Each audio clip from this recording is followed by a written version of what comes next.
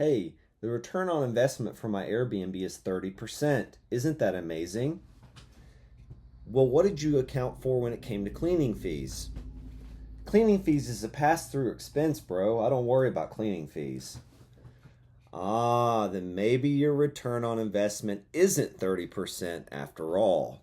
Have you ever had that discussion with someone when it comes to Airbnb or calculating your numbers and they don't account for the cleaning fees in their expenses when it comes to their calculations of their ROI, their return on investment? That's what I wanted to talk about to you in this video today, is that one of the biggest mistakes you can make, one of the mistakes I made in my early Airbnb experience, which I'm still new to the game, but in the beginning of calculating numbers on one of my rental arbitrages, I failed to include the potential cleaning costs in the gross income numbers, which led ultimately to my return on investment numbers, and therefore my return on investment was really lower than what I thought it was going to be. And so that's something that I want to talk about to you today on the channel. Thank you for being here. If you're not subscribed, please subscribe as I seek to provide you value every single week through constant weekly updates on videos, on the investments I'm a part of, and things like that. So thank you for being here. So what I wanted to talk to you about today talks about accounting for accurate numbers. And there's a great verse out of God's word in Luke chapter 14, verse 28 to 30, and Jesus himself is talking about real estate investing, believe it or not. And Jesus says this: "For which of you, intending to build a tower, does not sit down first and count all the costs, whether he has how much he needs to finish building it? Lest haply, after he lays the foundation, does not have enough money and is not able to finish the building. Therefore all that see it end up mocking him, saying, This man began to build and was not able to finish it." And so what Jesus is talking about is if you're going to do an investment, build a building, you're going to account for all your numbers. You're going to be very accurate. Common sense tells us this is the case. And a lot of times we think we're being accurate in our calculations when we're really not. Sometimes we subconsciously, or rather unconsciously, are padding the numbers and making them look better than they really are to ourselves because we're excited about the investment and the opportunity in front of us. So a lot of times we are unconsciously, intentionally blind to some of the potential costs in order to make ourselves feel better about what we're about to do. It makes us feel more secure. In other words, we sort of bend our own reality to pad our perception. And so as we jump into the numbers today, what I'm talking about today is an unknown, somewhat secretive expense. It's not unknown, you know it's coming, but called cleaning fees. And it's very important that you include them. And I'm going to share some numbers right over here on this side of the screen. So I'm going to move over here so that we can see those numbers as they pop up. I'm going to try to make them pop up accurately and make it look good, but on a deal. And so what I want to discuss with you today is the numbers on my own A-frame in Campton, Kentucky, and my projected revenue, expenses, as well as revenue and expenses, and ultimately my return on investment. So Lot 51, Victory Falls, Campton, Kentucky is a 3-bed, 2-bath A-frame. It's 1,800 square feet. It's a brand new build. We spared no expense on certain parts of this build that really make it nice. And so the expenses, it's a $285,000 loan to build the property. At 7.25% interest, that payment is $2,000 a month. At about 8% or so, it's $2,100, $2,200. We're going to go with $2,000 a month for round expenses. It could be and probably will be about $100 more than that, but we're going to go with $2,000 a month on the mortgage. We're going to do property taxes at $200 a month. We're going to do insurance at $200 a month. We're going to do a septic cost at $0 a month, a well water cost at $0 a month. Public electric bill averaged out at $250 a month. HOA fees of $42 a month. Hospitable property management system at $40 a month. Price labs $20 a month. Security system $75 a month. Trash $100 a month. Wi-Fi $100 a month. And cleaning supplies at about $150 a month. So the total expenses per month are $3,177, including PITI or PITI. Total expenses per year are $38,124 per month. Note that on your pad as you look through these numbers with me. Revenue projections. How much is this property going to make? The way you kind of calculate Airbnbs, in my opinion, is you sort of project a low a medium or more expected number of revenue that you anticipate, and a high number. And the ideal is to land somewhere between the median and high number. In other words, you're wanting to outperform all of the low-end properties.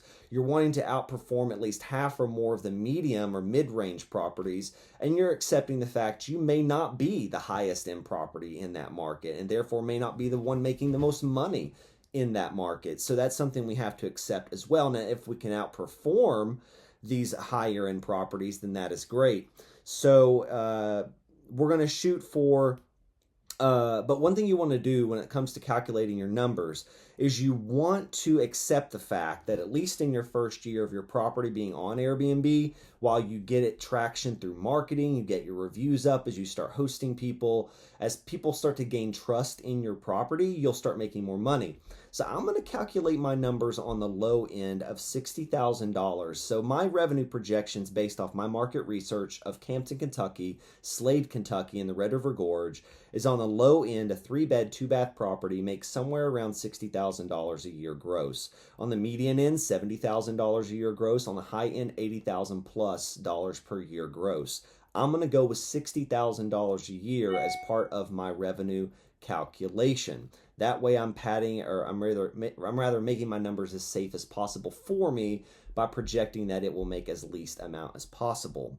Finally, we're going to subtract that $38,124 a year in expenses from that $60,000 a number to get our net operating income. So at $60,000 a year, we're going to subtract $38,124 in expenses, which leaves me with $21,876 per year in net income before the cleaning fees. That's where a lot of you and I have made a mistake. You have to subtract your cleaning fees. And how do we calculate that? You need to determine your average length of stay in your market. Do people typically stay at your property 5 days a week, 7 days a week, 3 days a week, 2 days a week? And whenever you know what the average length of stay is with your occupancy rate expectations, let's say 65 to 70%, I'm going to calculate that my property is 75% booked for the year. The average length of stay for my property is 3 days. So the average stay at my property is 3 days. At 65% of my days in my year are occupied, gives me a total amount of 79 cleaning turns costing $10,280 per year paid to my cleaner or cleaning company. My apologies, I'm getting a phone call. So now subtracting that from our net above of $60,000 and the expenses of $38,124, we are left with a number, once we subtract also the $10,280 in cleaning fees, $11,596 per year in net final income. That's subtracting the operating expenses and the cleaning fees, which a lot of you and I have forgotten to subtract. That leaves me again $11,596. Now, the upfront costs on this property, let's see here, $35,000 in a down payment. That was me buying the land to secure the construction loan. $30,000 to furnish the property, $2,000 rather in closing costs, $500 in pro photos, $500 in tech install. So the total upfront cost is $68,000. Now, I'm going to take my $11,596 in final net income, or my final net number that I'm bringing home after everything is subtracted. I'm dividing that by $68,000 in upfront costs, leaves me with the 17% ROI, return on investment, cash on cash return on investment for year number one. Now, if I had failed to remove the cleaning fees from that number, from that $21,876, if I'd failed to remove the $10,280 in cleaning fees for the year, that would have left me with $21,876 divided by $68,000 in upfront costs, which would have led me to a 32% cash on cash ROI year one. Now, it'd be great to have that 32% cash on cash ROI, but would it have been accurate? I don't know why that like button is popping up. My apologies. But would it have been accurate? It would not have been accurate.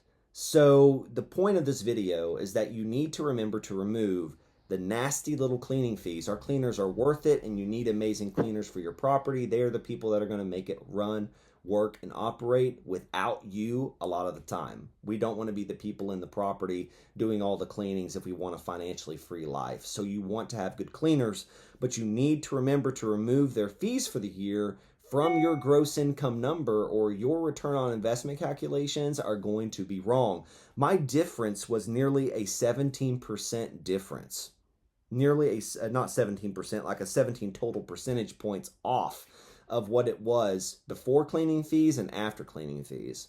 So with the cleaning fees removed, it's a 17% cash on cash ROI. The target right now is to about 20% cash on cash ROI for short-term rentals. It's almost there. I think we can outperform definitely $60,000 a year gross. So I'm still very confident that with this property, we will break that 20% cash on cash number. And a lot of that was made possible by building ground up new construction, which in this market of Slade, Kentucky, Campton, Kentucky, Red River Gorge is nearly necessary.